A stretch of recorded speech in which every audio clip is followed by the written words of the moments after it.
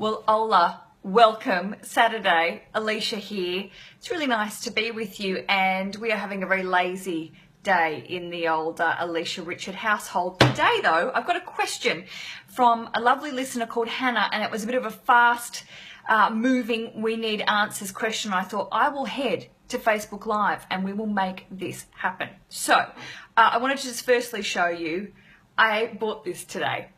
Rich doesn't really like it very much, but I think it's cute. It's a koala egg cup.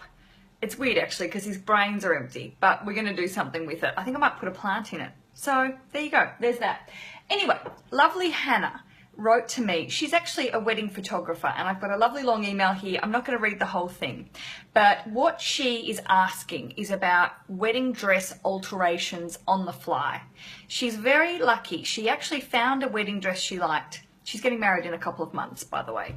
She found a wedding dress that she really liked and thought, can't afford it, it's never going to happen, moved on with her life, and then was in a wedding dress shop, a boutique, some sort of store, and came across the dress on a mannequin and went, oh my gosh, I've got to purchase this dress.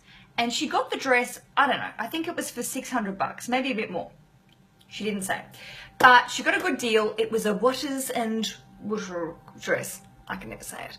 She got the dress. It was all going well. But she's quite a small person and the dress was a bit bigger. And the lady in the store said, listen, I think you can get that dress altered for around $500 or $600. So Hannah went, okay, that's reasonable. I can do that. And little did she know, when she started to get quotes for getting the dress altered, it was going to cost her $1,000 plus. And now she's saying, I don't know what to do. This is crackerjack. Can I either return the dress, which she's saying she doesn't think she can because it's a sample and she's bought it off the rack, which is always a bit of a risk. Or what do I do? Do I try and shop around and find a seamstress or tailor that's willing to do it? Now, I've looked at this beautiful dress and I don't know if this is going to work if I show you a photo of this dress, because it is stunning. Watch this. Hang on a second. Let's just see. Technology. Can you see? Oh my gosh, look at that.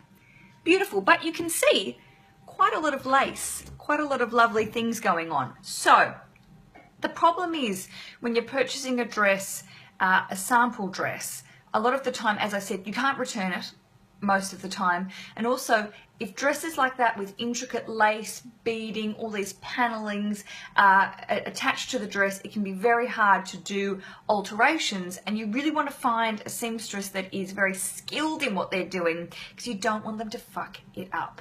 Hang on a second, my husband's bringing me cake. Cake break. Cake break. Which one do you want? I don't, the littlest one. Say hello to the people of Facebook. Hello. There you go. Good. That's Richard. He's bought me some leftover cake from yesterday. That's a lot of cake. This actual cake, I'm going to get back to the thing. This cake was like a Wimbledon, was like a tennis ball. I'll put that in my face later on. So, the one thing I've suggested to her, and I would like to suggest to you, if you are looking for a dress, you've purchased it off the rack and you need alterations, is to find a seamstress or tailor that can do the job really well.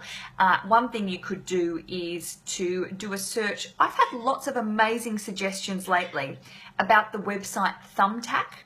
Thumbtack is a website where you can find people, skilled people in your area. And this is not like, what's the TaskRabbit? It's not where you're just finding rando people to go and do jobs like, I need someone to put 1,000 envelopes, people things in 1,000 envelopes, which obviously, you know, that requires some level of skill. But Thumbtack is where you find pros. These are people that are, you know, career skilled people to do what you need to do. And I'm going to suggest to you, Hannah, that you go on Thumbtack and try and find another seamstress, perhaps not one that's attached to a store, someone that maybe works from home or has a small studio, for example, and it might not be as big a commitment to them. They might not have as big a sort of, what's the word, Rich? When they've got overheads. I don't know. Overheads. He's got cake in his mouth. He's not talking to me. He's literally got most of the cake in his mouth. I can see in my peripheral vision. So I think it's being creative in finding a seamstress that is really good at what they do, or seamstress man, tailor, but not necessarily someone maybe on a high street or someone with a shop front Because often if you can find someone that's doing it from home or has a small studio, the price is less.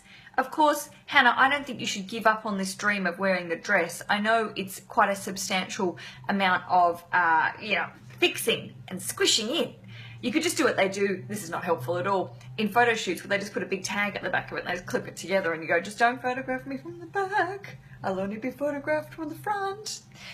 I think there are certainly solutions. I don't think it's going to cost you $1,000, but I think if you shop around and really do your research, I think you can find someone that can help you. But yeah, Thumbtack is my favorite new website that I wanted to suggest to you. I've had so many emails since, like, a Bridechilla wrote to me and said, hey, I found this amazing website. You should totally share it on the show. And now I've had all these people saying, I have got all my wedding vendors from Thumbtack. I am so pursuing Thumbtack for sponsorship because I think they seem to be going really well for the whole, helping people find local people as well. Because I'm a big supporter of trying to find local vendors and people that are maybe new to business and again don't have the money to be doing big marketing campaigns and getting out there. Sometimes you can find golden wedding vendors through the most unlikely sources. My last tip for you lovely Bridechillas and Hannah is also word of mouth. It's really so obvious, but so many people don't do it. If you have a makeup artist, a photographer, someone that you trust, that you are already in cahoots with, I really encourage you to ask them if they have any contacts of people in the industry that may be willing to do this work for you. And that goes for lots of different vendors. I think if they are in the trenches, doing lots of different sort of jobs all over the place, you might be able to find someone via the word of mouth method to do an amazing job for you with good contacts and also good testimonials. I really think it's worth having that conversation. I dropped out, but I'm back. Thank you so much for connecting with me, Hannah. I wish you all the best and I hope that we can get you a solution to your seamstress woes. You stick with it. The dress sounds amazing. It looks amazing and it's worth you trying to have a crack at finding someone that's going to really do its worth. All my love to you. If you would like more information about what I do, the podcast I host, it is the Bridechilla podcast. That's what you can listen to me talking about wedding planning, how to be a bride chiller and groom chiller, not get stressed and have a delightful time when planning your wedding. Until next time we meet, follow my page, look for the podcast, visit thebridechilla.com for more information and enjoy your Saturday.